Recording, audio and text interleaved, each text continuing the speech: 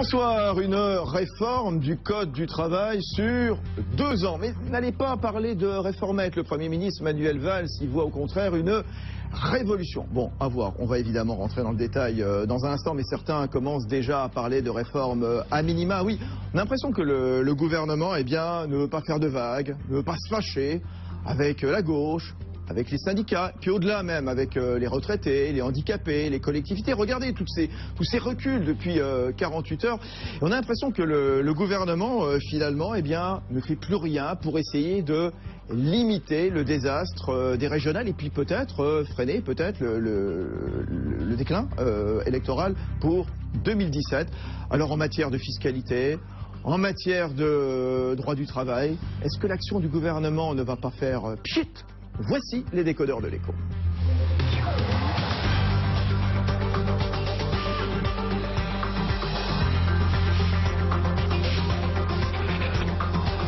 L'écho s'éclaire sur BFM Business. Fabrice Lundi reçoit les décodeurs de l'écho.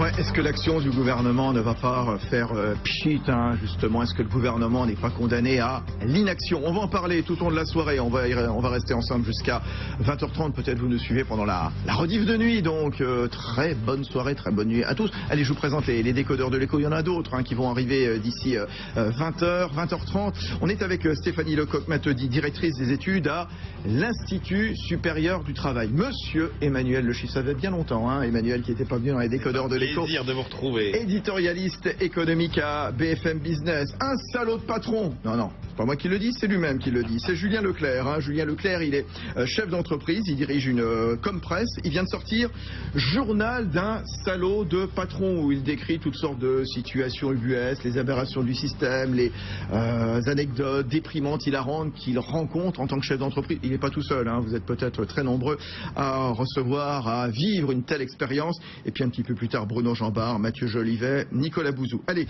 les pistes du gouvernement en matière de réforme du droit du travail, elles étaient attendues, donc, bien entendu.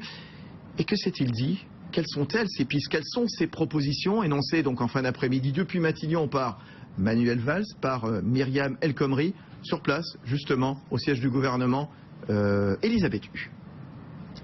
Les pistes pour réformer le droit du travail ont été présentées par Manuel Valls. C'est une révolution, selon le Premier ministre, qui se défend de toute mesurette, mais en réalité pas de grosse surprise. Concrètement, le gouvernement veut réécrire le code dans les 2 ans en l'organisant autour de 3 niveaux d'architecture. Premier niveau, un socle fondamental, SMIC, contrat de travail, durée légale. Ce socle sera établi au cours des 2 prochains mois par une mission de stage présidée par Robert Badinter. Deuxième niveau, définir les domaines qui seront ouverts aux négociations de branches ou d'entreprises. Pour cela, il faudra renforcer les branches et surtout les réduire en les faisant passer à terme de 700 à 100. Des accords collectifs qui seront également limités dans le temps avec une durée qui sera fixée par les partenaires sociaux. Enfin, le troisième niveau concernera les dispositions supplétives en cas d'absence d'accord, notamment dans les toutes petites entreprises. Pour commencer ce grand chantier, le gouvernement attaque avec le temps de travail, durée hebdomadaire ou quotidienne, repos compensateur, heures supplémentaires. Tout cela pourrait être assoupli pour permettre aux entreprises de faire face, par exemple, à des pics d'activité. Un projet de loi sera présenté avant l'été au Parlement. Voilà, Elisabeth Hue donc pour BFM Business depuis l'hôtel Matignon. On va commenter, on va revenir sur chacune des pistes annoncées par le Premier ministre en fin d'après-midi et que vous racontait Elisabeth. Juste une question toute simple, Emmanuel Le Chypre, avant qu'on voit le détail. Est-ce qu'il faut toucher vraiment au Code du travail? Alors, juste un petit préalable d'abord. Le Code du travail, c'est pas le droit du travail. Il ne faut pas confondre les deux. Le droit du travail, c'est bien sûr le Code du travail, mais c'est aussi tous les accords d'entreprise, c'est aussi la jurisprudence, etc.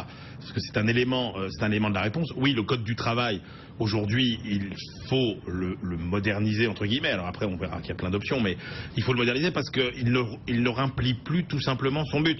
L'idée du Code du travail, c'est qu'il doit protéger les salariés, mais il doit sécuriser aussi les entreprises quand elles veulent embaucher. Et on voit qu'aujourd'hui, ce qui est généré avant tout par le Code du travail, c'est de l'insécurité. C'est de l'insécurité parce que on ne sait plus trop comment le lire, on ne sait plus trop comment l'interpréter. Les entreprises ne savent plus ce qu'elles peuvent faire et ne pas faire, et les salariés ne savent plus à quel droit ils peuvent se référer. Donc oui, il y avait une inefficacité globale du Code du travail, il fallait effectivement ouvrir ce chantier. Stéphanie Lecoq m'a te dit, franchement, est-ce que le droit joue contre l'emploi? Quand on lit tous les rapports depuis 6 mois, le rapport Badinter, Robert Badinter, qui va être d'ailleurs chargé de plancher sur cette réforme du droit du travail, Combrexel, Terranova, Institut Montaigne, etc. On nous dit oh, il y a trop de droits, il y a trop de normes et tout ça. Évidemment, les chefs d'entreprise, ils n'en peuvent plus.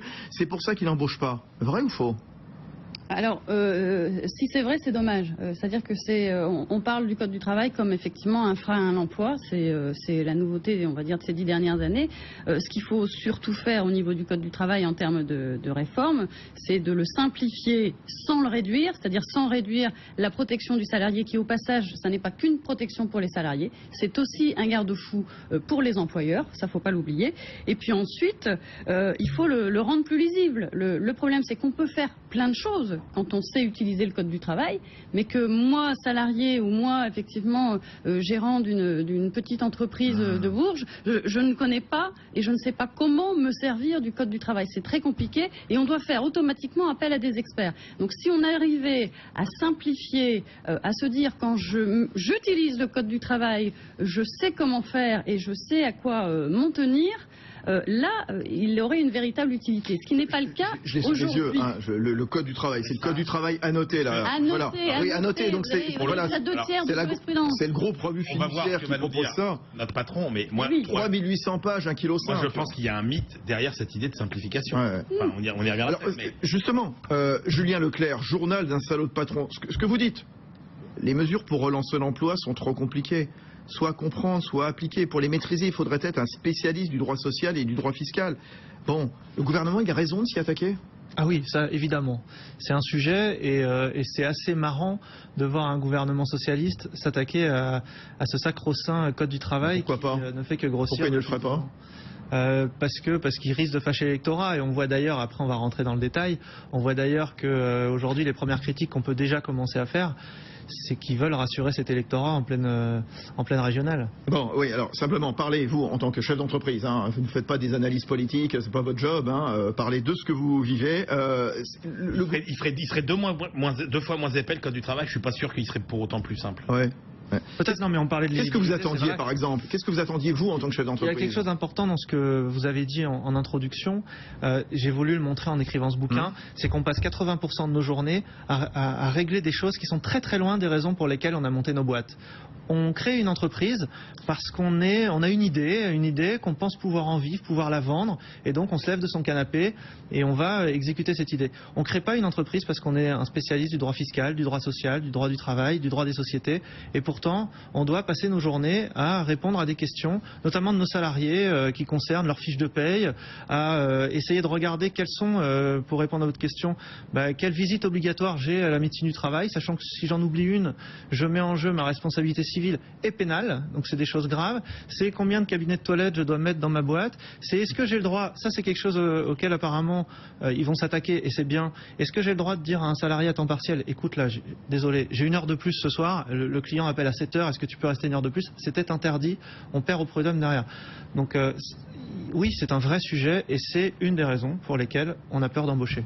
Alors, les pistes de réforme annoncées donc ce soir par Manuel Valls, vous avez entendu tout à l'heure Elisabeth Hu, hein, je lis d'ailleurs ce que veut faire le gouvernement. Simplifier, négocier, sécuriser avec un code du travail pour le 21e siècle, hein, le code du travail qui fait presque 2 kilos, 3800 pages. Alors, Manuel Valls qui va confier donc à Robert Badinter, l'ancien garde des Sceaux, donc une mission pour fixer les grands principes, hein, définir ce qui relèvera des droits fondamentaux garantis à tous, des dispositions relevant des accords de branche ou d'entreprise et enfin des règles applicables sans accord. L'idée, Stéphanie Lecoq m'a dit, c'est de favoriser la négociation collective, renforcer le rôle des accords ainsi conclus dans les entreprises, dans les branches. Comment ça va fonctionner ça ? Alors l'idée, attention, surtout, ça n'est pas de ce qui peut être dit régulièrement, d'inverser la pyramide des normes.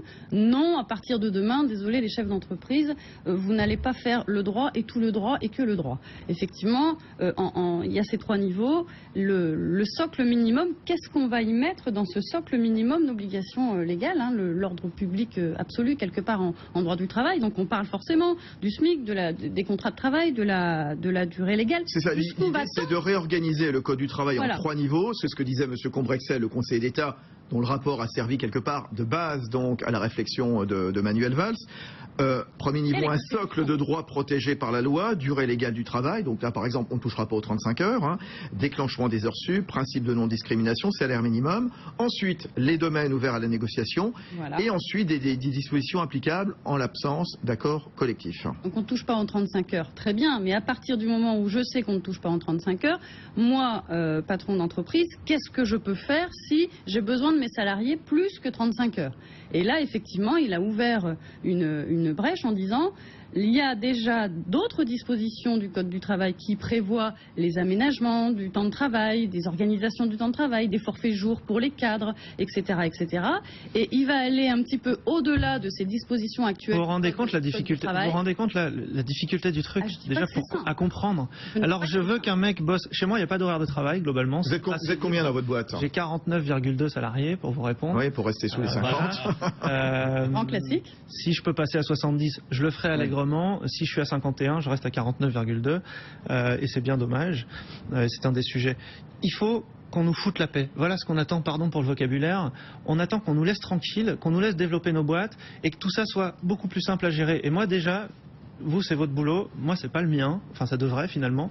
Je comprends pas la moitié de ce que vous venez de dire. Vous vous rendez compte? Pourtant elle est assez claire, Stéphanie. Mais bien sûr, non mais elle est excellente, c'est rien. Et on l'aime pour ça.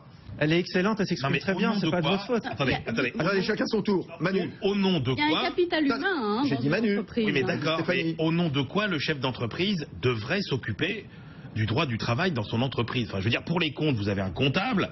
Je veux dire, ça me paraîtrait normal que vous ayez, comme vous avez un expert comptable qui travaille pour je ne sais pas combien d'entreprises, vous ayez un spécialiste du droit du travail, un avocat, etc., qui soit spécialisé de ces trucs-là. Parce que le mythe de la simplification, mais ça ne deviendra jamais un roman Harlequin, le Code du travail, il faut arrêter de raconter n'importe quoi. Le salarié n'aura pas vocation à comprendre ce qu'il y a dans le droit du travail. Et quand il y aura toutes les... Parce que vous croyez qu'il y a un accord collectif qui va être négocié dans une entreprise, ça demande autant de technicité que ce qu'il y a dans le Code du travail. Donc ça ne peut pas être exprimé avec des mots simples. Pardon Manu, Emmanuel, le chiffre, ce que vous voulez dire, c'est finalement de favoriser la négociation collective, de renforcer le rôle des accords. Ça, vous n'en voulez pas? C'est pas ça. Je dis, attention, ne confondons pas délocalisation, décentralisation de la négociation avec simplification.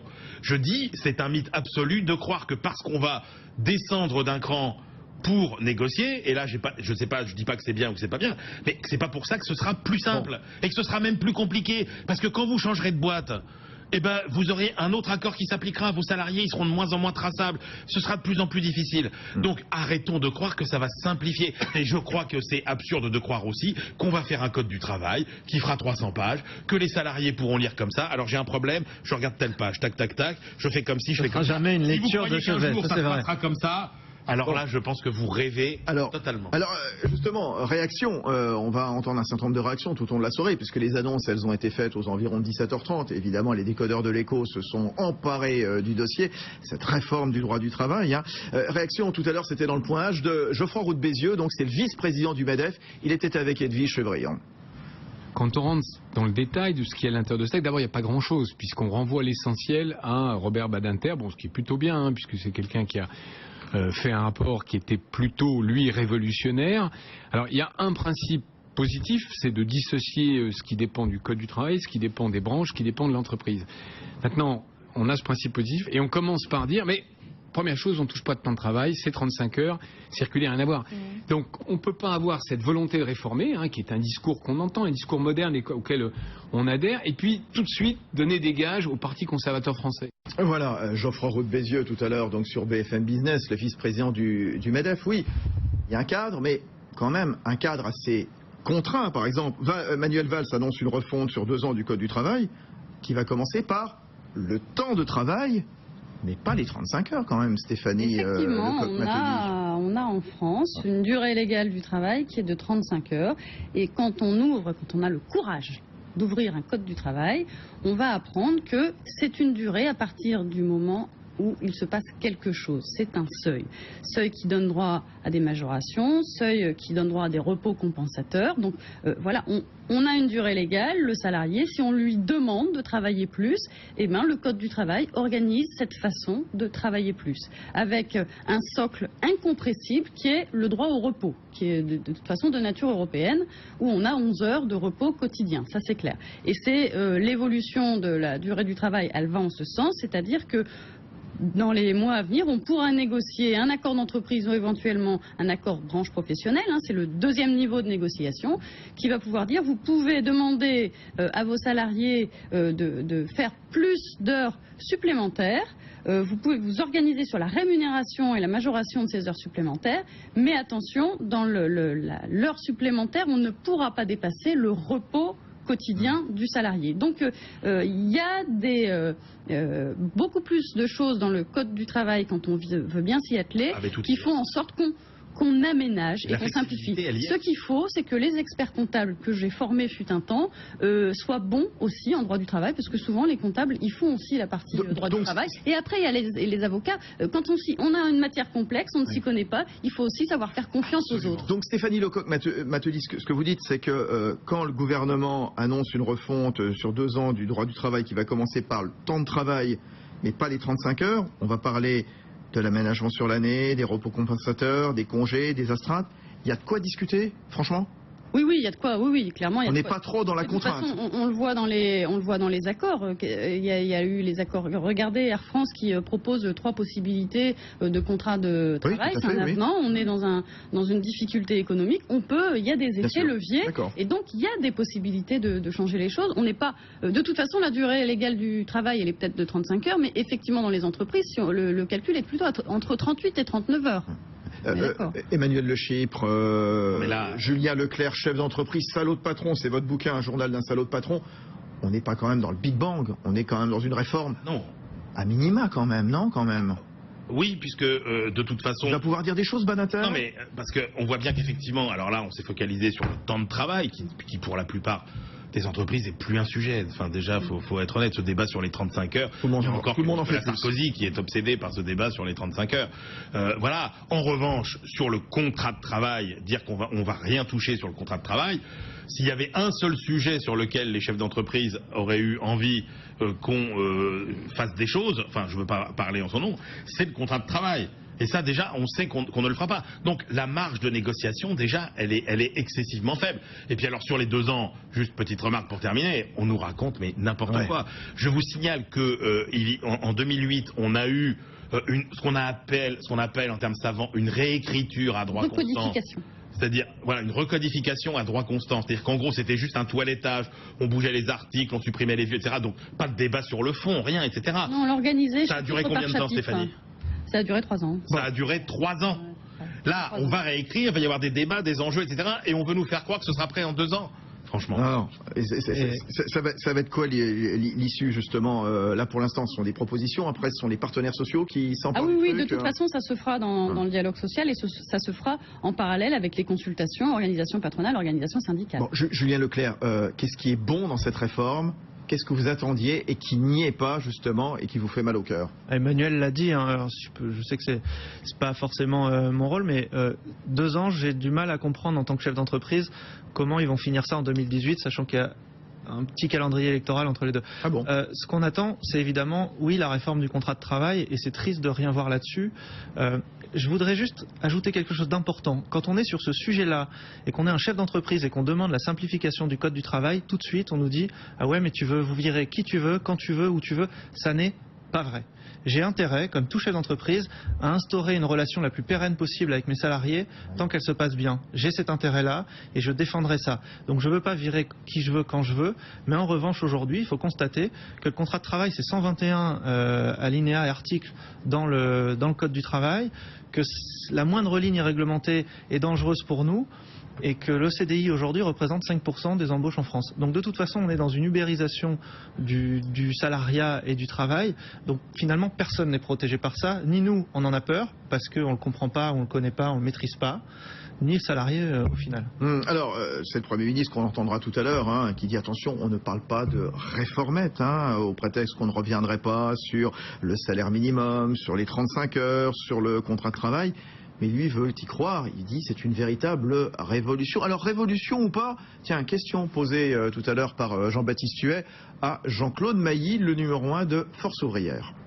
Écoutez, pour le moment, c'est pas la révolution. Pour le moment, il y a un moment, comme on dit en Italie, qui va piano va sano. Donc, il y a sur certains points, hormis la durée du travail, on se donne le temps de la réflexion. Donc, on va regarder les choses. Moi, je ne sais pas sur quoi tout ça va aboutir. Tout ce que je peux dire, c'est qu'on sera hyper vigilant, qu'on regardera tout dans le détail pour qu'il n'y ait pas de remise en cause des droits des salariés. Je rappelle que le Code du travail, comme la négociation collective, c'est fait non seulement pour protéger les salariés d'une certaine manière par rapport à l'employeur, ça c'est une question d'ordre juridique, et pour assurer un minimum d'égalité de droits. C'est ce qui fait qu'on est dans une république. Il y a encore beaucoup de zones de flou. D'une certaine manière, il n'y a pas de précipitation, puisque une démission va durer jusqu'à 2 ans. Hein, donc une révolution, ça se fait pas en 2 ans, ça se fait tout de suite. Donc il n'y a pas de précipitation. Mais ça, à la limite, c'est plutôt bien. Il y a une réflexion qui va être menée. Mais il y a encore beaucoup de zones d'incertitude. Ouais, Stéphanie Lecoq-Matheny, on vient d'entendre Jean-Claude Mailly, bon, qui attend, hein, évidemment, et puis qui dit, voilà, bon, il y a quand même 2 ans, qui va piano, va sano, disait-il à Jean-Baptiste Huet. Les partenaires sociaux vont s'emparer du dossier, du texte, hein, que va leur proposer donc Manuel Valls à l'issue de la concertation et de la mission de Robert Badinter. Il y a des divergences quand même au sein des partenaires sociaux, enfin au sein des syndicats, je parle. Hein. Chacun est relativement d'accord au niveau des organisations syndicales comme des organisations patronales sur le fait qu'il faut simplifier, il faut faire quelque chose, il faut y toucher à ce code du travail. Là-dessus, tout le monde est d'accord. En revanche, bien évidemment, il faut mettre un gros coup côté organisation patronale. Faut conserver absolument la protection du droit des salariés au niveau des organisations syndicales. Et ça va effectivement crescendo. La CFDT est une organisation qui est du type réformiste, qui est dans la lenteur des réformes actuelles, qui est dans la dynamique, pas la lenteur d'ailleurs, dans la dynamique, et qui est assez franche et qui accompagne clairement ce que dit un peu le gouvernement. Le rapport Combrexel, elle le critique sur certains points, mais pas sur tout, et en général, elle est assez d'accord. Les organisations syndicales se cherchent un véritable dialogue social, cherchent à quel moment et quand vont-elles pouvoir négocier, où va se situer le champ de la négociation, c'est-à-dire à quel niveau, au niveau des branches professionnelles, au niveau de l'entreprise, et sur quelle thématique. Voilà. Et donc c'est extrêmement important de conserver, pour la plupart des organisations syndicales, les droits fondamentaux, clairement, des salariés. Bon, il y a une partie de leur avenir qui se joue là aussi. Bien sûr. Donc qui va négocier dans les entreprises, à quel niveau, etc. Oui. Sur quel sujet, c'est sûr que pour eux c'est quand même vital. Juste encore un mot parmi les annonces faites par Manuel Valls donc sur cette réforme du droit du travail, l'idée de réduire le nombre de branches, hein, de les ramener de 700 actuellement à une centaine d'ici une dizaine d'années. C'est bien, c'est possible, c'est faisable, Emmanuel Le Chypre, hein. Déjà, vous voyez que le calendrier, il est quand même assez compliqué. Ouais, d'accord. Okay. Il y en a 700. En gros, il y en a les 3/4 qui sont inactives, grosso modo, pour faire simple. 2 tiers, allez. 2 tiers, voilà. On veut les ramener à 100. Mais rendez-vous bien compte de la complexité. C'est-à-dire qu'en gros, on dit, on va décentraliser la négociation au niveau des branches. Mais si il faut 10 ans pour que ce périmètre des branches se stabilise, ça va quand même être... parce que là, qu'est-ce qu'on va avoir ? On va rentrer dans des méga fusions de branches.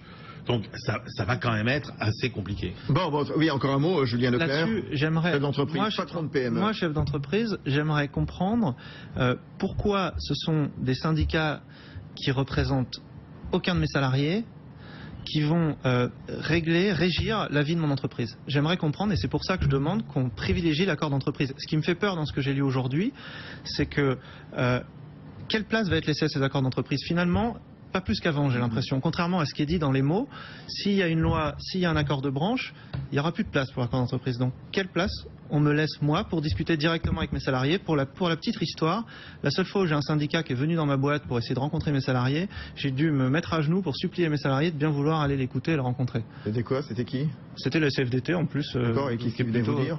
Il venait se présenter à mes salariés pour les convaincre de syndiquer, ce que je trouvais. Donc j'ai accueilli la démarche, mais personne ne voulait les écouter. Bon, voilà. Même si vous êtes un salaud de patron, journal d'un salaud de patron, Julien Leclerc qu'on va retrouver dans un instant. Ouais, c'est drôle, c'est bien, ça fait Emmanuel Le Chypre, hein, avec Stéphanie Lecoq-Matoni, avec Emmanuel, bien sûr. Et puis on fera rentrer Bruno Jambard, le directeur général adjoint d'Opinionway. Important justement de replacer ça dans un contexte politique. La réforme du droit du travail, mais pas que, on parlera de fiscalité aussi, avec tous ces couacs qui s'accumulent maintenant depuis 48-72 heures. Restez avec nous, restez avec les décodeurs de l'écho sur BFM Business, à tout de suite.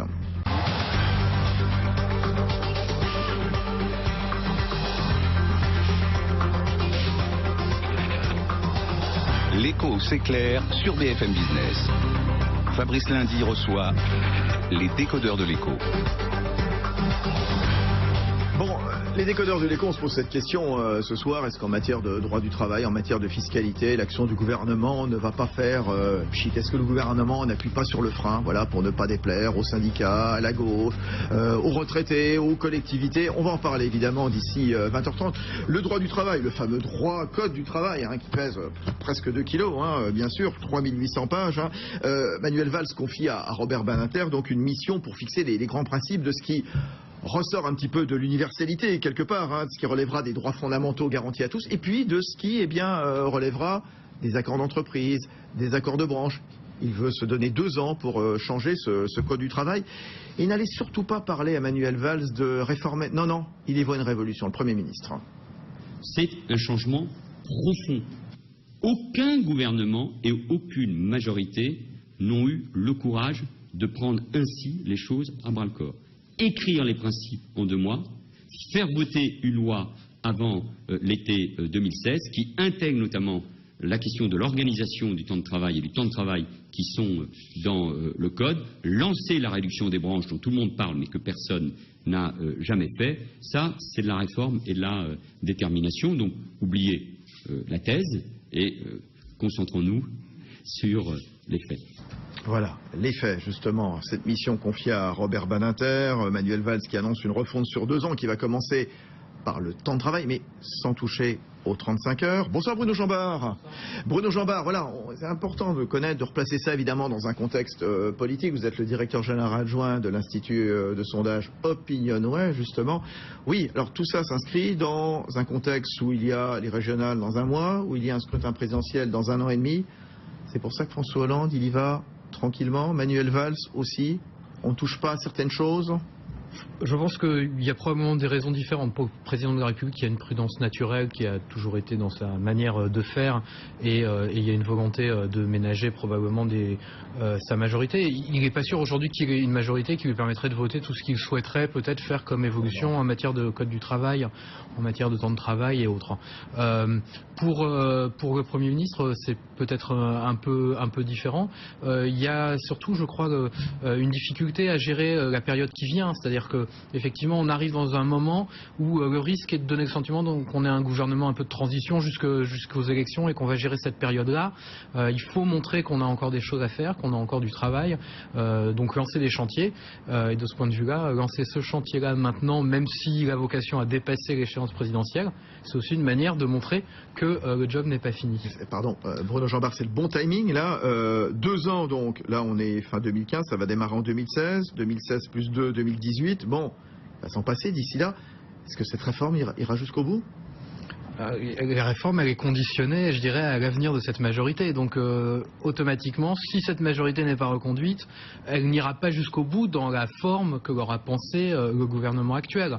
Mais peut-être que dans cette période-là, un certain nombre de choses peuvent être faites, peuvent être lancées, qui seront repris par d'autres ou qui seront poursuivis par un président de la République qui serait réélu en 2017. Oui, alors pour l'instant, il est aux affaires. François Hollande, qui avait fixé dès le départ des limites, pas touche au SMIC, pas touche aux 35 heures, aux contrats de travail. Est-ce qu'en fait, tout ça n'était-il pas déjà écrit, tranché à l'avance par l'exécutif? On ne touche à rien. Écoutez ce qu'il disait, c'était il y a une semaine, le président de la République, il était à Nancy. Qu'est-ce que nous allons faire? Garder un socle de droit. Contrat de travail, SMIC, durée légale du travail. Mais d'offrir aux partenaires sociaux, salariés, employeurs, dans les entreprises et dans les branches professionnelles, une liberté pour décider, pour négocier, pour avancer. Voilà, le président de la République, il y a une semaine. Julien Leclerc, auteur du journal, d'un salaud de patron, hein, la vraie vie d'un dirigeant de PME. Vous trouvez vraiment salaud, pas vous, non? C'est à prendre au deuxième degré. Ah, évidemment. C'est un peu l'image. C'est bien, il précise bien comme ça. Ouais, vaut mieux. Bon, quand vous entendez le président de la République, vous dites c'est quoi? C'est une réformette? Les dés sont pipés? Il ose pas commencer? C'est vrai que c'est peut-être la première fois depuis très longtemps qu'on s'attaque enfin à ce problème-là, il faut le dire aussi. Après, moi j'ai été me mettre en slip avec une trentaine de chefs d'entreprise il y a 1 an et demi, en juillet 2014, devant la conférence sociale, avec un mouvement qui s'appelle les Déplumés, 80% de chefs d'entreprise, 20% de salariés. C'est important qu'on n'oppose pas les uns les autres. Parce qu'on demandait déjà un certain nombre de choses sur ce code du travail et aussi des vraies mesures pour relancer l'emploi. C'était il y a 1 an et demi, 15 mois. Il s'est rien passé quand même depuis. Il y a eu en octobre une conférence sociale, j'ai regardé ça de près, qui était censée être dédiée à la simplification du code du travail. Ça n'a pas été un sujet. Donc oui, j'ai envie que ça arrive surtout. On attend, on a envie je vous le disais tout à l'heure, qu'on nous laisse un petit peu organiser la vie de notre entreprise avec nos salariés en confiance, en toute intelligence. On connaît nos activités, on connaît nos besoins et je vous promets, si on nous laisse faire, on relancera l'emploi. Parce que si on ne voulait pas créer d'emploi, on serait sur nos canapés, on regarderait la télé, BFM Business certainement, mais on n'aurait pas créé d'entreprise. Très bon choix, bien entendu. Oui, mission impossible, Bruno Jambard, quand même, cette réforme donc du Code du travail, après tout ce qu'on a raconté tout à l'heure avec Stéphanie Lecoq-Matheny, avec Julien Leclerc, avec Emmanuel Le Chypre. Hein. Non, je ne crois pas que ce soit une mission impossible. Il y a probablement aussi plusieurs sujets dans cette réforme du Code du travail. Il y a tout ce qui relève de la simplification. Là-dessus, il peut y avoir, à mon avis, des avancées assez importantes qui se font, et quelles que soient les majorités. Il y a des sujets de fond. Pardon, Bruno Jambard, mais cette simplification, combien de fois en a-t-on parlé, justement, ce choc de simplification? Est-ce qu'on peut enfin y croire un jour? Que disait le président de la République il y a de longs mois, même il y a 2 ans, je pense, il parlait de la mue d'un État trop lourd, trop lent, trop cher. Vous y croyez? Vous y croyez à cette simplification? J'ai envie de dire, il faut laisser sa chance au produit. Donc s'il y a une volonté d'essayer de simplifier le code du travail, il faut. Non mais sur le code du travail, ça n'a pas. Je veux dire, ce sujet-là. Non, sur l'État, sur la modernisation de l'État. On est d'accord. Non mais après, il y a d'autres sujets. Il y a des sujets de fond qui sont ceux du revenu minimum, qui sont ceux du temps de travail. Là, on voit quand même qu'il y a des limites très claires qui sont placées, puisqu'on dit que ce ne sera pas concerné finalement. En tout cas, on ne dérogera pas à la loi par des accords d'entreprise sur ces questions-là. Donc là, c'est vrai qu'on cadre fortement, mais il faut dire les choses. François Hollande, il n'a pas de majorité pour faire voter quelque chose qui serait différent. Donc, s'il veut aller plus loin, il faut qu'il attende 2017, éventuellement d'être élu et d'avoir, je dirais, une autre majorité pour le soutenir à ce moment-là. C'est ce que rappelait ce matin le Figaro, hein, la sénatrice Marie-Noëlle Lienemann, donc qui fait partie des frondeurs du PS, qui avait publié dans la foulée donc du rapport, la publication du rapport Combrexel, une note assassine intitulée « Pourquoi le gouvernement ne doit pas suivre le rapport Combrexel ?» Alors je ne sais pas si ce rapport était une bombe, vraiment. Martine Aubry, les frondeurs, Madame Lienemann et consorts, ils vont se montrer discrets après les annonces faites ce soir ou pas, Bruno Jambard? Je pense que pour l'instant, ils ne vont pas forcément réagir beaucoup, d'abord parce qu'il y a une période électorale, vous l'avez dit, dans quelques semaines, donc, et puis ils attendront de voir ce qu'on met dedans, mais les limites qui ont été posées doivent plutôt être de nature à les rassurer de ce point de vue-là. Alors, Emmanuel Le Chypre, après Julien Leclerc, et ensuite Stéphanie Lecoq. Sauf que politiquement, il faudrait peut-être que François Hollande il arrête d'être obsédé par les 2-3 frondeurs qui quand même représentent pas grand monde et qui ne comptent pas pour grand-chose, et qu'il écoute ce que disent les Français. Et quand vous regardez toutes les enquêtes d'opinion aujourd'hui qui sont faites par Bruno, par tous ses petits camarades, les Français, ils veulent plus de liberté, ils veulent plus de flexibilité, ils sont prêts à accepter un peu moins de sécurité si ça fait baisser le chômage. Donc il est, j'ai envie de dire, il est plus mainstream par rapport aux aspirations des Français, François Hollande, qu'une grande partie de sa majorité. Et ça, c'est son handicap. Mais alors qu'il le joue vraiment, qu'il joue la carte du moderne, et que plutôt que par tempérament à vouloir toujours concilier tous les avis, et donc d'être au milieu de ses troupes, qu'il soit au contraire au-dessus ou qu'il soit devant, mais qu'il soit pas comme ça caché, quoi. Julien Leclerc. Vous l'avez dit tout à l'heure, ça fait 2 ans qu'on en parle. Si on se rappelle, même il y a à peu près un an, de la simplification du Code du travail. Il y a 1 an, Michel Sapin avait même proposé de l'imprimer en plus petit. Je ne sais pas si vous vous souvenez de ça. C'était intelligent. C'était très intelligent. Il paraît que c'était de l'humour. Il était ministre du Travail à l'époque. On a eu un autre exemple assez concret, c'est le pacte de responsabilité. Le pacte de responsabilité, on en a parlé, on en parle quand même depuis 2013. À minima, il y a des mesures qui sont toujours pas en place. C'est pour ça qu'on a peur. J'ai pas envie, je suis pas un pessimiste, je suis un optimiste, je suis content, je suis heureux dans ma vie, je suis heureux d'être chef d'entreprise et je redeviendrai pas salarié. Mais ce soir vous doutez. Mais je suis un peu, mais forcément on est optimiste, mais cynique aussi.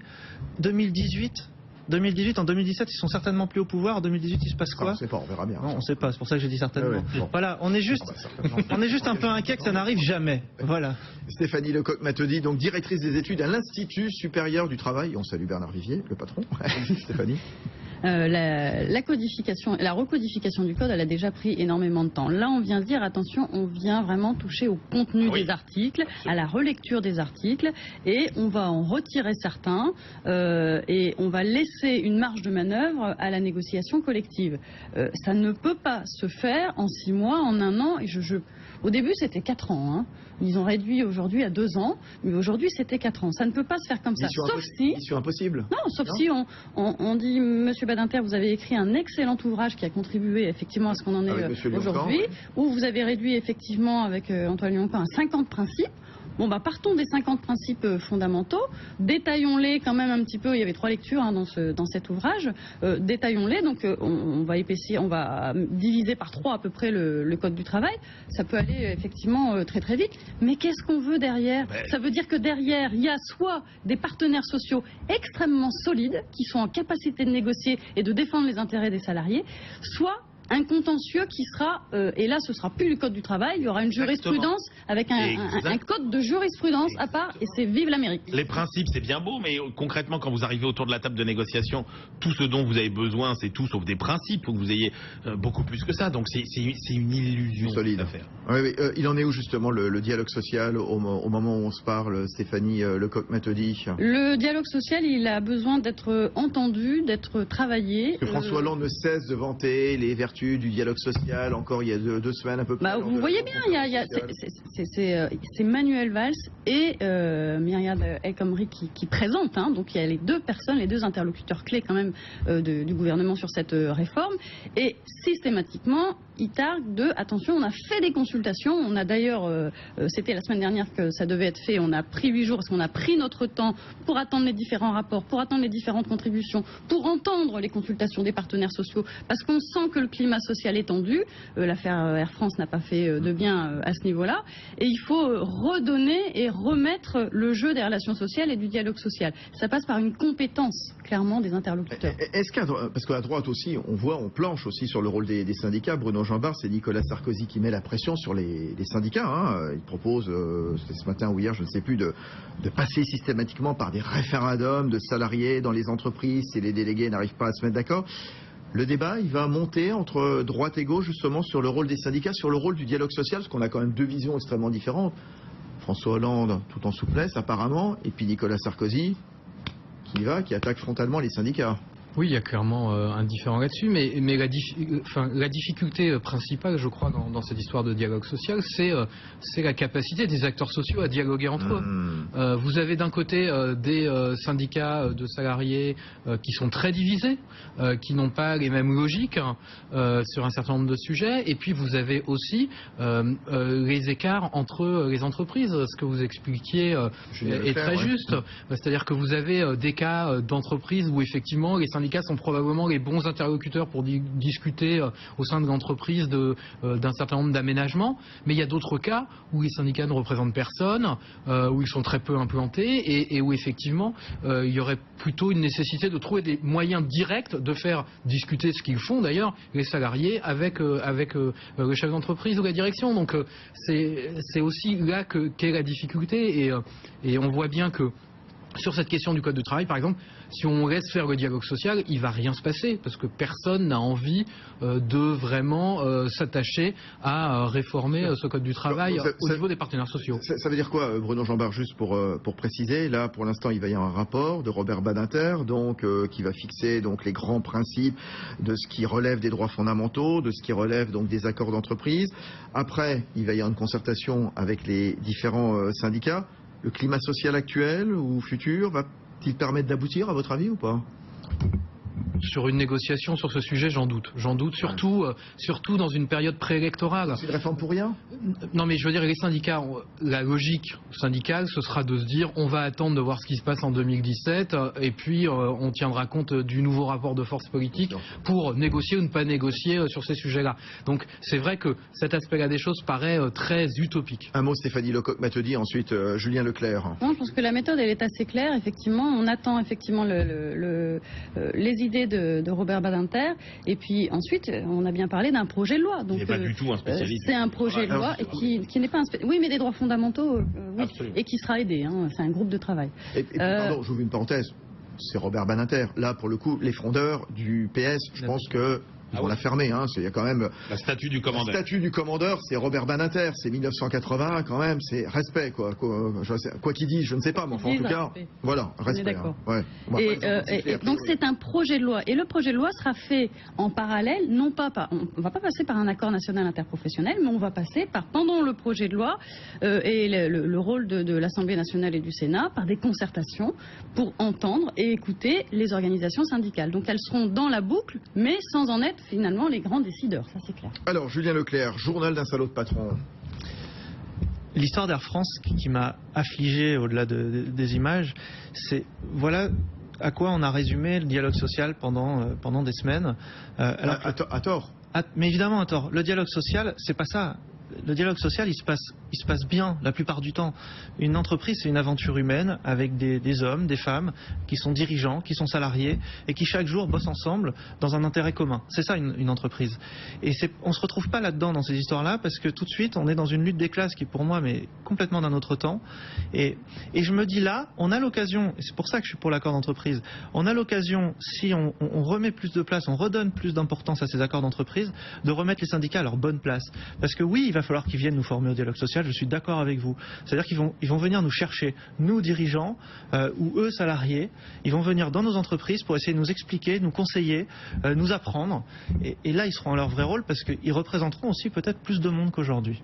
Ouais, c'est tout le problème de la représentativité encore des syndicats, mais j'ai l'impression que c'est une représentativité qui baisse d'année après année, Bruno Jambard. Oui, parce qu'en fait, on aborde cette question sur je dirais des modalités techniques. On se dit, voilà, qu'est-ce qu'on pourrait faire pour que les gens soient plus syndiqués. Mais il y a probablement pas que des questions techniques qui expliquent ce faible taux de syndicalisation. Il y a probablement la distance générale qu'entretiennent aujourd'hui les Français et donc les salariés avec les corps intermédiaires. On le voit avec les partis politiques et on le voit aussi avec les syndicats. Et il y a aussi, il faut le dire, en France, il y a quand même un rôle des positionnements politiques, il y a un jeu politique, donc jeu syndical, qui ne favorise pas non plus, je dirais, le sentiment que peuvent avoir les salariés par rapport aux syndicats. Julien Leclerc, encore un dernier mot, puis on va continuer la réflexion avec d'autres intervenants, d'autres décodeurs de l'écho. C'est malheureusement très vrai, il y a un jeu politique. Je crois que les gens en ont ras-le-bol des positions caricaturales. Le MEDEF est en train d'évoluer à ce niveau-là, je trouve. La CGPME a une autoroute devant elle parce qu'elle a un discours qui est peut-être moins caricatural. Les syndicats salariés... La CFDT aussi. Oui, la CFDT, et puis les autres syndicats ont intérêt, les gens en ont ras-le-bol des positions caricaturales, elles ne correspondent plus à notre réalité. Voilà aussi pourquoi ils pèsent moins lourd qu'avant. Bon, allez, on va continuer. Donc, on a parlé du code du travail, on va parler aussi de fiscalité aussi, parce qu'il y a eu un certain nombre de reculs. Le gouvernement, qui ne veut déplaire ni, je le disais, aux collectivités locales, ni aux retraités, aux pensions modestes, ni aux handicapés également, freine des quatre fers, revirement à tous les étages, recul. On a entendu des choses exceptionnelles comme Christian Ecker appelait à ne pas payer ses impôts. Macron, c'est juste le secrétaire d'État au budget, enfin bon, de toute façon, les bras m'en tombent, comme on dirait. Bruno Jambard, il va rester avec nous, bien sûr. On salue Stéphanie Lecoq-Matodi, directrice des études de l'Institut supérieur du travail. On salue Emmanuel Le Chypre. On rappelle Julien Leclerc, le journal d'un salaud de patron, ça se lit vite, rapidement, bien, c'est agréable, c'est plein d'anecdotes, justement, la vraie vie d'un dirigeant de PME. Et puis on va accueillir dans un instant Nicolas Bouzou du cabinet Asterès, Mathieu Jolivet de BFM Business. On est ensemble jusqu'à 20h30. Est-ce que l'action du gouvernement va faire shit? Est-ce que le gouvernement, finalement, est contraint de ne plus rien faire à l'approche des élections? Rendez-vous avec les décodeurs de l'écho dans un instant.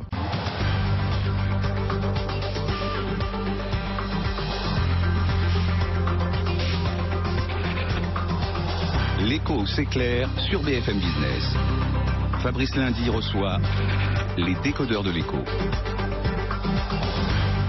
Oui, alors on évoquait donc la réforme du Code du travail dans la première partie des décodeurs de l'écho. Tiens, je remercie tous ceux qui nous ont laissé des commentaires. J'ai pas eu le temps de les donner. Monsieur Roy, Monsieur Trouche, Monsieur Clément également, qui vaguement nous disent tous laissez-nous travailler. Apparemment, il y a un certain nombre de chefs d'entreprise parmi eux.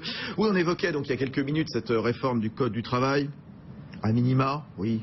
Bah voilà, ça va discuter pendant 2 ans. Surtout ne brusquez personne, ne peinez personne, surtout en période électorale. C'est un petit peu ce qui a conduit à quelques couacs en 48 heures. On va continuer à en parler avec Bruno Jambard, qui était avec nous dans la première partie. C'est le directeur général adjoint d'Opinionway. Mathieu Jolivet, reporter à BFM Business, qui suit notamment tous les dossiers à Bercy.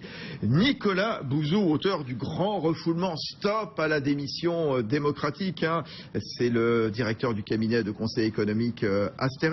Oui, marche arrière sur la fiscalité locale, des retraités modestes, sur celle des handicapés, report d'1 an d'une mesure sensible de la réforme territoriale. Et ces allers-retours, est-ce que ça ne donne pas l'impression, quelque part, d'amateurisme? Il y a une passe d'armes cet après-midi à l'Assemblée nationale entre le député Les Républicains de Lyon, Guillaume Larrivé, et le Premier ministre Manuel Valls. Guillaume Larrivé. La vérité, monsieur le Premier ministre, c'est que nous assistons éberlués à une sorte de happening permanent où ce qui est annoncé le matin est contredit l'après-midi avant d'être démenti le soir. Ma question sera donc très directe. Monsieur le Premier ministre, y a-t-il un pilote dans l'avion à l'Élysée ou à Matignon? Ou bien, monsieur le Premier ministre, est-ce que votre méthode de gouvernement est désormais la godille, l'improvisation et le zigzag permanent? Alors, Manuel Valls, qu'on entendait tout à l'heure, il a renvoyé à l'opposition ces accusations d'amateurisme, se targuant, lui, d'écouter, de faire preuve de dialogue, justement. Mathieu Jolivet, je disais, il y a un certain nombre de reculs assez inattendus ces 3 derniers jours. 3 principaux. C'est ça, c'est une séquence assez surréaliste. On a vu déjà la séquence qui a commencé sur les retraites modestes. La grogne commençait à monter et c'est finalement 103 députés socialistes qui ont dit Manuel Valls à huis clos. C'est plus possible. On a des remontées de terrain qui sont catastrophiques, des retraités modestes qui découvrent stupéfaits que leur fiscalité locale, que leurs impôts locaux explosent. Et là, c'est Christian Eckert qui a dit non, stop, c'est plus possible. Manuel Valls a suivi, ils ont fait marche arrière. Le lendemain, on a appris que finalement c'était une fronde des élus qui commençaient à monter suite à une réforme extrêmement complexe, la réforme de la dotation globale de fonctionnement qui vise à revoir la distribution des 36 milliards d'euros des dotations de l'État auprès de toutes les communes. Et donc finalement, ils se sont dit non, c'est trop complexe, il risque d'y avoir des bugs incompréhensibles, des effets pervers à un mois des régionales, c'est pas possible. Donc dans la foulée, et donc 24 heures après cette marche arrière sur les retraites modestes, on dit bah non, finalement, on va reporter d'1 an cette mesure phare finalement de la réforme territoriale. Et puis on a aussi appris hier soir qu'on allait faire marche arrière sur une réforme sur la fiscalité qui allait alourdir la fiscalité des handicapés. Forcément, je veux dire, c'est difficile d'aller soutenir cette réforme, mais simplement on a l'impression de tous l'avoir découvrir du jour au lendemain. Manuel Valls qui a dit bon, on l'annule. Tout ça donne un sentiment, si vous voulez, en tout cas, il prête le flanc. On vient d'entendre Guillaume Larrivé, il prête le flanc à des critiques très fortes de l'opposition. Et en tout cas, ce qui est certain, c'est qu'on a connu courant 2012, entre 2012 et 2013, le ras-le-bol fiscal. Aujourd'hui, c'est plutôt l'effarement ou la stupéfaction fiscale. Ouais, on comprend comprends plus rien. Comment est-ce qu'on arrive à de telles gaffes, Bruno Jambard, Nicolas Bouzou, quand même? Parce que, quand même, bon, c'est un petit peu le b.a.-ba. Enfin, on va y revenir, hein, les impôts locaux, la fiscalité sur les retraites, les retraités qui touchent des pensions modestes. Enfin, c'est pas un dossier nouveau, c'est pas un dossier qui est arrivé il y a avant-hier, hein, Bruno Jambard. Non, c'est pas un dossier nouveau, mais il y a une telle complexité dans le système qu'aujourd'hui, il n'est pas surprenant qu'il y ait ce genre de problématiques. Et on a régulièrement, on connaît bien les problèmes d'effet de seuil, et on est typiquement dans ce genre de cas. Alors, c'est renforcé par le fait qu'au lieu de régler le problème il y a 2 ans, on a plutôt mis en sous le boisseau le problème, en le suspendant ou en rajoutant à chaque fois une petite ligne pour le régler, mais sans le régler sur le long terme. Donc ça, c'est la première chose. La deuxième chose, c'est que sur les questions liées à la réforme territoriale, on a là une difficulté particulière qui est que on a une réforme qui a été engagée, mais qui a été engagée sans vraiment des modifications profondes sur un certain nombre de choses, sans reposer la question du financement. Ça se joue aussi dans un moment où on réduit les dotations aux collectivités locales, donc cette question est particulièrement sensible. Si on n'avait pas parallèlement les réductions d'allocations de l'État aux collectivités locales, peut-être qu'on n'aurait pas eu les mêmes remontées, les mêmes frondes chez les élus. Donc c'est un ensemble de choses qui se superposent. Et puis, évidemment, dans un moment où la grande peur commence à arriver, c'est-à-dire que effectivement, on scrute beaucoup plus tous ces mouvements-là parce que les échéances électorales nationales approchent. Et ça montre encore une fois, Nicolas Bouzou, toujours le côté, j'allais dire, illisible des réformes. Hein. On a parlé tout à l'heure de la réforme du droit du travail, du code du travail, la réforme fiscale, la réforme des collectivités locales.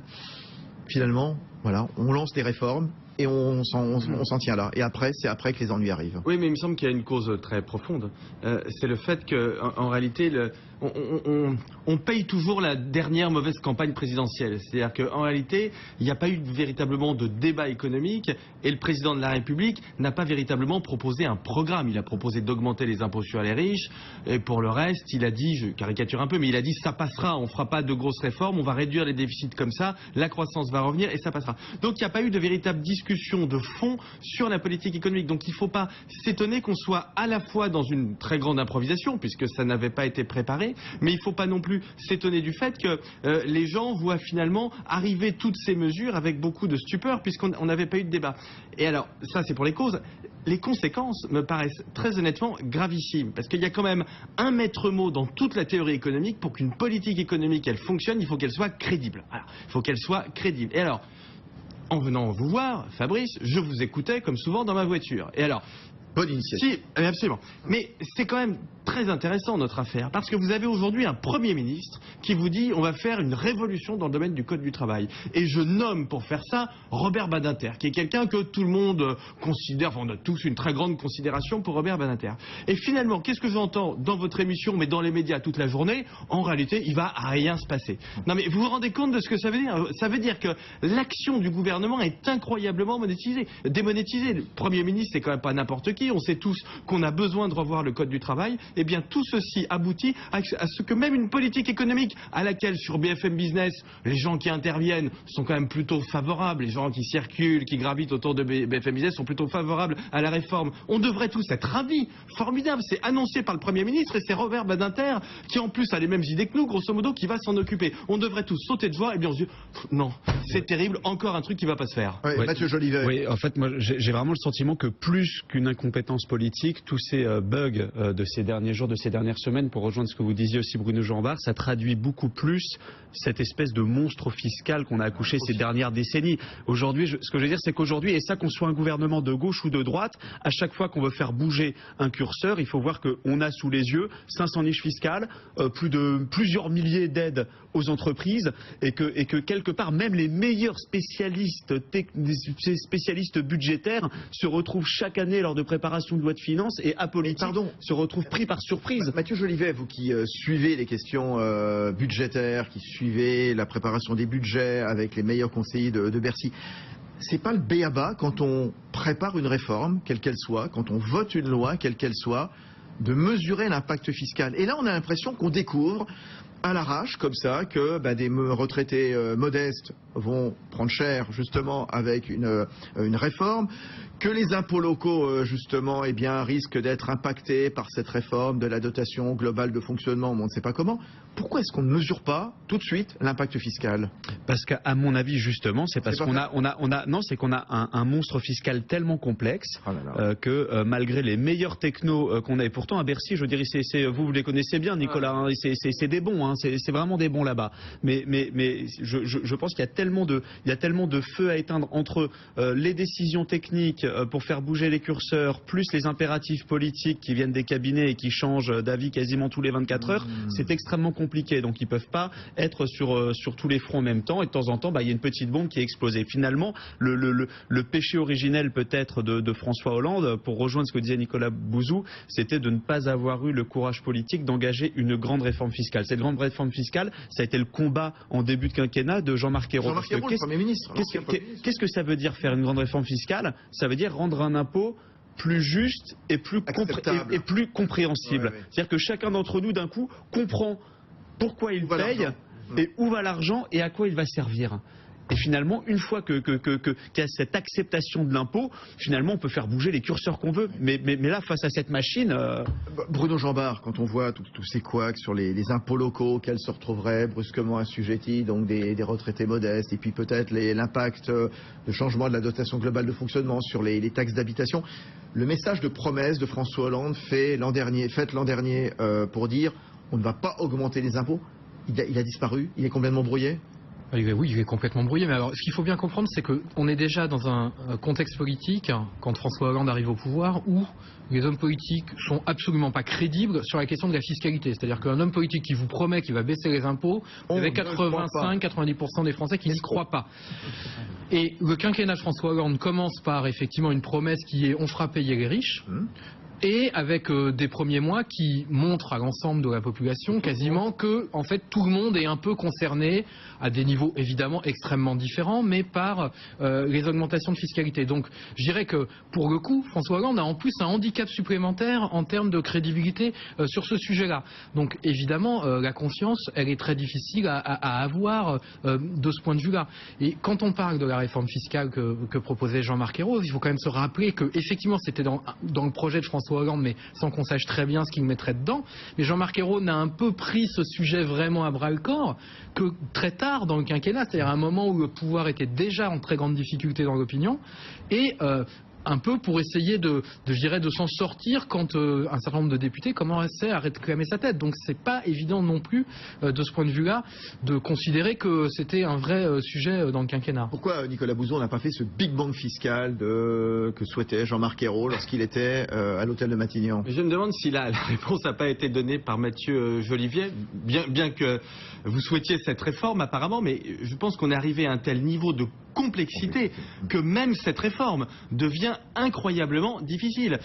On se dit toujours, on va par exemple fusionner l'impôt sur le revenu et la CSG. Alors quelle est l'idée de fond? Elle consiste à dire au fond, on a un bon impôt, la CSG, une base extrêmement large, des taux qui sont assez limités, donc tout ça fonctionne bien, et puis on a un mauvais impôt, l'impôt sur le revenu, une base très étroite, des niches fiscales partout, on n'y comprend rien, et donc on va fusionner les deux, et qu'est-ce qui va se passer par magie? Les avantages de la CSG vont l'emporter sur les avantages de l'impôt sur le revenu. Ça, c'est la théorie. Quand vous commencez à en parler avec les gens de Bercy et puis avec le gouvernement et avec les parlementaires, il y a quand même un certain nombre de niches fiscales qu'il faut garder. Et puis on ne peut pas faire payer tout le monde, et puis etc. Donc finalement vous vous rendez compte que si vous fusionnez les deux, il faut combiner un impôt proportionnel avec un impôt progressif. Alors au passage, vous savez que la CSG, juridiquement, on ne sait toujours pas en plus si c'est de l'impôt ou des cotisations. Donc tout ceci pose des problèmes pas possibles. Donc on abandonne, si vous voulez, parce que c'est très compliqué. Alors on pourrait le faire, je reviens à ce que je disais tout à l'heure, si pendant une campagne électorale on disait très clairement ce qu'on va faire, dans quelle mesure ce sera progressif, par exemple. Quel calendrier aussi, voilà. Quel calendrier. Je voudrais juste dire en 15 secondes, Bruno Jambard nous dit quand même quelque chose qui est très important. 85% ou 80% des Français, quand on leur dit que l'impôt va baisser, n'y croient pas. Ça veut simplement dire, je reprends, pardonnez-moi, ma casquette de macroéconomiste, ça veut simplement dire que quand vous annoncez des baisses d'impôts, ça n'a aucun impact économique à court terme. C'est-à-dire qu'on a cassé, en fait, ce manque de crédibilité a cassé l'un des principaux outils de la politique économique. C'est incroyable. Alors, Mathieu Jolivet, on le disait, on est à un mois maintenant des régionales, 1 an et demi des présidentielles. Bon, très bien. Le gouvernement veut éviter les ratés. Maintenant, il y a une panique électorale ou pas ?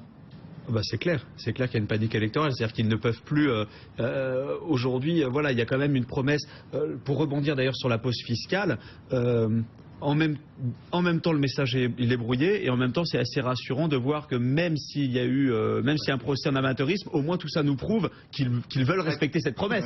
C'est-à-dire que non mais au moins je veux dire la pause fiscale, ils veulent la respecter cette promesse. Donc a priori, la bonne nouvelle voilà. du jour. Quoi. Non mais bon, on peut aussi avoir cette lecture. Ensuite, c'est sûr qu'il y a un peu panique à bord à un mois des régionales et qu'ils veulent éviter les couacs. Et en même temps, il y a quand même sur le papier en tout cas, toujours, ils essayent d'afficher une volonté réformatrice. Hein. Hier soir, Manuel Valls tenait une conférence à Sciences Po devant les étudiants de Sciences Po sur le thème de la réforme. Il a déroulé pendant 2 heures, comme il sait le faire, en mouillant la chemise, en disant attendez, moi je cède pas aux sirènes et vous me verrez réformer jusqu'au bout. Et de toute façon, c'est pas compliqué là-dessus. Il y aura un test grandeur nature d'ici quelques jours, puisqu'il va y avoir le projet de loi de finances rectificatif avec un gros volet fiscalité écologique qui potentiellement peut-être une petite bombe très complexe, un truc très sensible, et là on verra, ce sera dans quelques jours. Nouveau couac à venir ou pas, à votre avis? Pardon? Il y aura un nouveau couac à venir ou pas Eh ben, ce sera un test grandeur nature, c'est-à-dire qu'on verra s'ils auront le courage de prendre des mesures qu'ils avaient annoncées, pourquoi pas sur les taxes poids lourds, pourquoi pas sur la fiscalité du diesel. Quand je parle de panique quand même au sommet de l'État, Christian Eckert, je le disais tout à l'heure, qui appelle le secrétaire d'État au budget, juste le gars qui normalement s'occupe de collecter l'impôt, hein, qui dit non, ne payez pas, qui s'adresse aux retraités modestes, ne payez pas l'impôt. Et puis dimanche soir, Manuel Valls sur son compte Twitter à propos de ces retraités, nous maintiendrons l'exonération pour 2015 et 2007. Communiqué par tweet, c'est moderne, mais bon, est-ce que ça donne quand même une image de sérieux, Bruno Jambard, quand même? Ce qui s'est dit dimanche dans le JDD avec Eckert et sur Twitter, Manuel Valls. Non mais ce qui est sûr, c'est que les effets sont extrêmement pervers politiquement, puisque en gros, on a une mesure qui touche 250 000 personnes, si je comprends bien.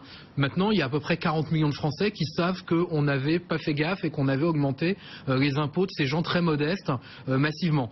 Donc il y a obligatoirement, c'est tout le problème. Le mal, il est fait. Le couac, vous avez beau essayer de le réparer, et effectivement, ça montre qu'on veut essayer de respecter cette promesse de pause fiscale, mais en même temps, vous informez énormément d'électeurs qu'on n'avait pas fait attention et qu'on avait de nouveau tapé fiscalement sans faire exprès sur des populations très modestes. Donc ça, c'est une vraie difficulté, mais je pense que globalement, il y a, au-delà de la complexité, il y a aussi un problème d'agenda politique et de calendrier politique qui est aujourd'hui très décalé avec la réalité de l'information, de la communication.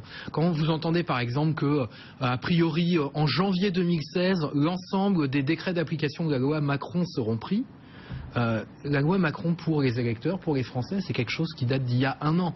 C'est pas compréhensible pour un citoyen aujourd'hui qu'il faille autant de temps pour passer d'un projet, d'un débat au Parlement à la mise en œuvre d'une loi. Et ça aussi, on revient à la question de la complexité et du système tel qu'il fonctionne aujourd'hui. Nicolas Bouzou, Astérès. Dans cet ordre d'idées, moi, il y a quelque chose dont on a beaucoup moins parlé, mais qui m'a beaucoup frappé ces dernières semaines. C'est le fait que le pacte de responsabilité, qui est quand même présenté comme étant la grande mesure du quinquennat, que je soutiens d'ailleurs à titre personnel, parce que je prends ce qu'on me donne, on me donne pas grand-chose, mais donc je prends le pacte de responsabilité, la loi Macron. Mais cette mesure qui est présentée comme étant emblématique a quand même été décalée de 3 mois pour des raisons de trésorerie. Enfin, vous vous rendez compte de ce que ça veut dire? C'est-à-dire qu'on a une mesure qui est censée avoir un effet sur l'investissement, sur l'emploi, donc la question de confiance est clé, et on dit, au dernier moment, on dit quelques mois avant sa mise en application, excusez-nous, mais on manque un peu d'argent, donc on va la décaler de 3 mois. Alors, ce que je voudrais aussi ajouter, si j'ai juste 20 secondes, c'est que...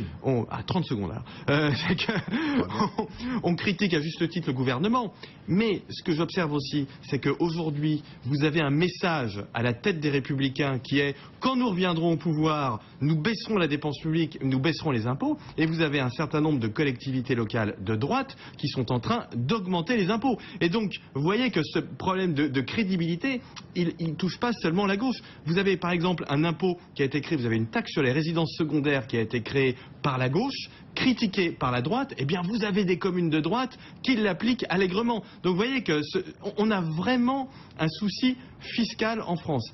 À tel point que moi je suis favorable, contrairement à Mathieu Jolivet, je ne suis pas favorable à une réforme fiscale parce que je suis favorable à un moratoire fiscal. On ne touche plus à la fiscalité pendant 5 ans, on ne fait plus rien. Donc au final, justement, oui, question qu'on se posait ce soir, code du travail, fiscalité, est-ce que l'action du gouvernement ne va pas faire pchit? Est-ce que le gouvernement, il est condamné ou pas à l'inaction, malgré les apparences?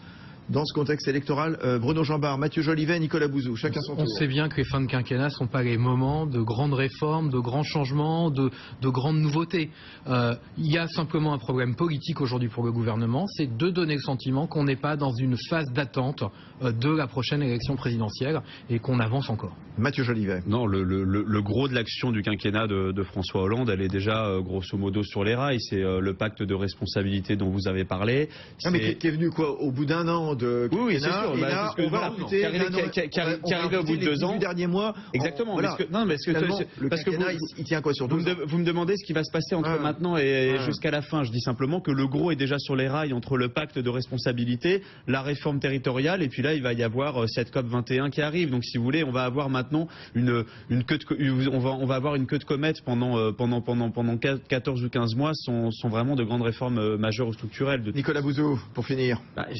Honnêtement, dans aucun pays développé, j'ai jamais vu de grandes réformes, pas seulement en France, mais j'ai jamais vu de grandes réformes à la fin d'un mandat. Même dans des pays très réformateurs, à la politique très audacieuse, je pense au Royaume-Uni par exemple, les réformes, elles sont très très concentrées en début de mandat.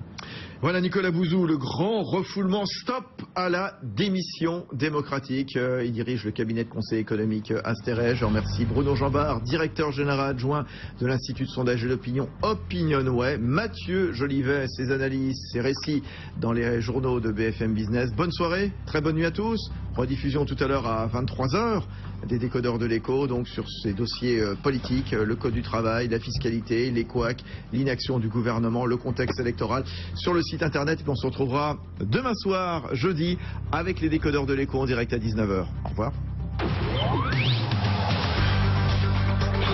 Les décodeurs de l'écho sur BFM Business.